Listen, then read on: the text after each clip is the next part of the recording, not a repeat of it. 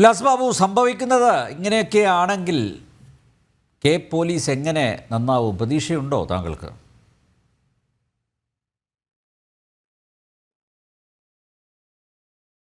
അല്ല, അതിൽ പ്രതീക്ഷിക്കേണ്ട എന്നുള്ളതാണല്ലോ ശ്രീ ബൽദേവ് പറഞ്ഞത്. എന്ന് പറഞ്ഞാൽ ഇവിടെ കൊലപാതകം നടന്നാൽ, ഇവിടെ ബലാത്സംഗം നടന്നാൽ, ഇവിടെ കൊള്ള നടന്നാൽ, ഇവിടെ തട്ടിക്കൊണ്ടുപോകൽ നടന്നാൽ, ഇവിടെ കാമുകൻ കാമുകിയെ കൊന്നാൽ, കാമുകി കാമുകനെ കൊന്നാൽ, അച്ഛൻ മകനെ കൊന്നാൽ, മകൻ അച്ഛനെ കൊന്നാൽ, കൂട്ടുകാരൻ കൂട്ടുകാരിയെ കൊന്നാൽ, യുവതിയുടെ മറ്റേ അമ്മയെ പ്രണയം നടിച്ച് കാമുകൻ കൊന്നാൽ, ഇനി കൂടെ ജീവിക്കുന്ന വ്യക്തികളെ വെട്ടിക്കൊന്നാൽ, അപ്പുറത്തുള്ളവൻ വന്ന് അച്ഛനെയും അമ്മയെയും അച്ഛമ്മയെയും വെട്ടിക്കൊന്നാലും പ്രയാസമില്ല. UP-യിലോട്ട് നോക്കിയാൽ മതി, പെർസെൻറ്റേജിലേക്ക് നോക്കിയാൽ മതി. ഇപ്പം പിണറായി വിജയൻ ആഭ്യന്തര വകുപ്പ് കൈയാളുന്ന കേരളത്തിനകത്ത് പെർസെൻറ്റേജ് കണക്കിലാണ് കാര്യങ്ങൾ നടന്നുകൊണ്ടിരിക്കുന്നത്.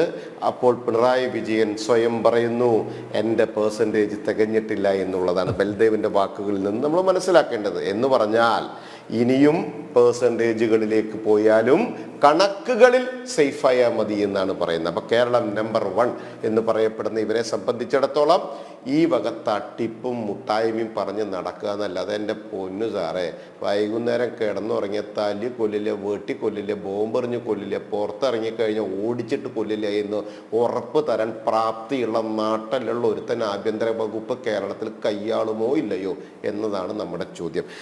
ഞാനൊരു കാര്യം ചോദിച്ചോട്ടെ, ഇവരിങ്ങനെ തന്നെയാണ് മറുപടി പറയുക. COVID-19 കുറിച്ച് ബഹുമാനനായിട്ടുള്ള പോളിറ്റ് ബ്യൂറോ മെമ്പർ സഖാവ് MA ബേബിയുടെ ഒരു പ്രസംഗത്തിൽ ഒരു സംഭവം ഞാൻ ഒരിക്കൽ കണ്ടു. ഞാനത് എഴുതിയെടുക്കുകയായിരുന്നു. എന്താ അദ്ദേഹം പറഞ്ഞതെന്നറിയോ?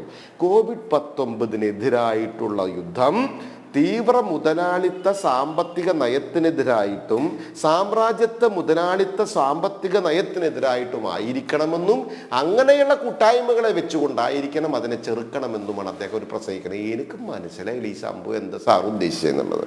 അതേപോലെ തന്നെ സാങ്കേതിക നൈപുണ്യമുള്ള തൊഴിലാളി ആധുനിക മുതലാളിത്തത്തിൻ്റെ ഉൽപാദന പ്രക്രിയയ്ക്ക് നൈപുണ്യ വികസനം നടത്തണം.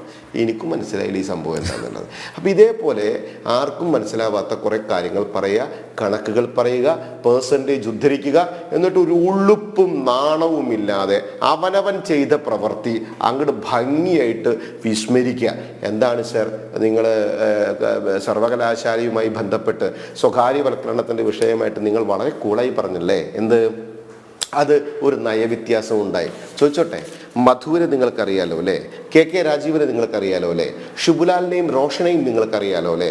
അടുത്തിടെ മരിച്ച പുഷ്പനെയും നിങ്ങൾക്കറിയായല്ലേ? എന്തിനായിരുന്നു സർ അവർ സമരമുഖത്ത് നിന്നത്? എന്തിനായിരുന്നു MVR-നെ അവർ തടഞ്ഞത്? സ്വയാശ്രയ മേഖലയിൽ ക്കെതിരെ പ്രവർത്തിച്ച ആ വ്യക്തികൾ മരിച്ചു വീണ സമയത്ത് എന്തായിരുന്നു സാർ അവരുടെ വീട്ടുകാർ വിളിച്ച മുദ്രാവാക്യം? എന്തായിരുന്നു സാർ അവരുടെ വീടിന് മുമ്പിൽ നിങ്ങൾ വിളിച്ച മുദ്രാവാക്യം? എന്തിനായിരുന്നു സാർ? എന്നിട്ടൊരു ഉള്ളുപ്പുമില്ലാതെ നികേഷ് കുമാർ തന്നെ പുഷ്പൻ മരിച്ചപ്പോൾ ഇതിങ്ങനെ അവിടെ പോയി നിന്നില്ലേ? അതാണ് CPM.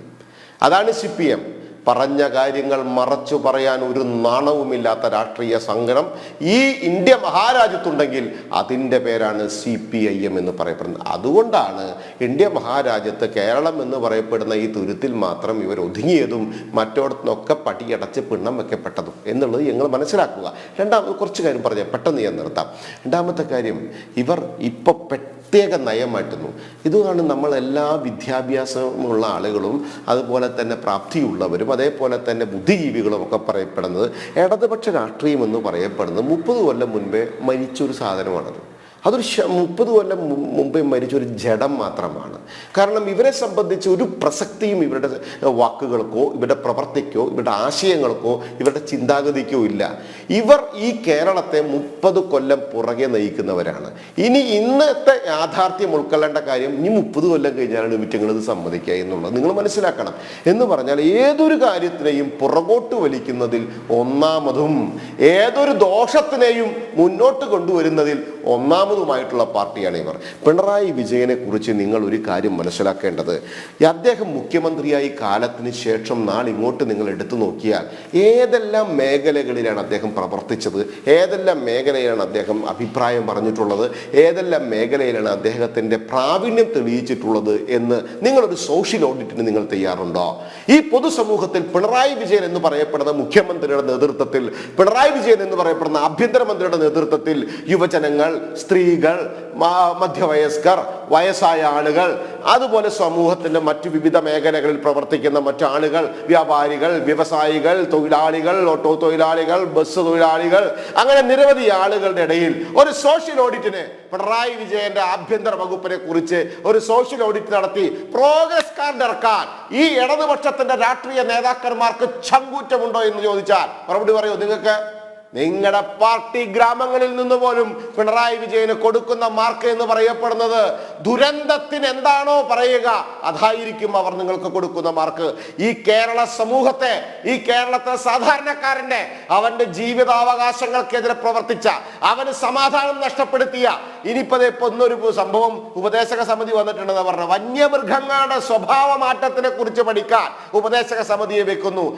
ഈ മന്ത്രിമാരായിട്ട് ഈ 21 സ്വഭാവം ഒന്ന് നന്നാക്കാൻ ഒരു ഉപദേശക സമിതിയെ വെച്ച് തരികയാണെങ്കിൽ ഇനിയുള്ള 1.5 കൊല്ലമെങ്കിലും മനസമാധാനമായിട്ട് കേരള അങ്ങാടിയിൽ ജീവിക്കാമായിരുന്നു എന്ന് മാത്രമാണ് ബഹുമാനായ ശ്രീ ബൽദേവ് സച്ചിദാനന്ദൻ ഞങ്ങൾക്ക് നിങ്ങളോട് പറയാനുള്ളത്. ഞങ്ങൾക്ക് ഞങ്ങളെ ഉപദ്രവിച്ചിട്ട് ഈ പാവപ്പെട്ടവന്റെ നെഞ്ചത്ത് കയറി നിരങ്ങിയിട്ട് സാധാരണക്കാരന്റെ വോട്ടും വാങ്ങിച്ച് അതിന്റെ പേരിൽ വിജയിച്ചിട്ട് അവനോടൊരു നീതിയും കാണിക്കാതെ ഇത്ര ക്രൂരമായി പെരുമാറിയിട്ട് നിയമസഭയ്ക്കകത്ത് ഹോയ് ഹൂയ് ഹൈ എന്നൊക്കെ പറഞ്ഞ് ആംഗ്യഭാഷ കാണിച്ച് പുച്ഛിക്കുമ്പോ ഈ കേരള സമൂഹം നിങ്ങളെ എന്ത് പറയുന്നുവെന്ന് ചിന്തിക്കാനുള്ള സാമാന്യന്റെ ബുദ്ധി പോലും നിങ്ങളുടെ മുഖ്യമന്ത്രിക്ക് ഇല്ലാതെ പോയല്ലോ ബൽദേവ്. അത് നിങ്ങൾ ഉൾക്കൊള്ളേണ്ടത്. അവിടെ നിങ്ങൾ തിരുത്താൻ നിങ്ങൾ തയ്യാറാകണം. തിരുത്തിയില്ല എങ്കിലും ജനങ്ങൾ നിങ്ങളെ 2026 തിരുത്തും. അതിങ്ങനെയല്ല.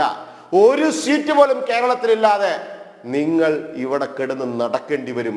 ഇടതുപക്ഷ രാഷ്ട്രീയം എന്ന് പറയപ്പെടുന്നത് ഒരു കാലഘട്ടത്തിൽ കേരളത്തിൽ ഭരിച്ചിരുന്നു എന്ന് പറയേണ്ട സാഹചര്യത്തിലേക്ക് നിങ്ങളുടെ ഇടതുപക്ഷത്തിന്റെ യുവതലമുറ വരുമെന്നുള്ളത് എഴുതി വെച്ചോ. കാരണം വെറുക്കുന്നു, നിങ്ങളെ അത്രയ്ക്ക് മേൽ വെറുക്കുന്നു ഈ കേരളത്തിന്റെ പൊതുസമൂഹം. കാരണം സഹിക്കുന്നതിനൊക്കെ ഒരു പരിധിയുണ്ട്.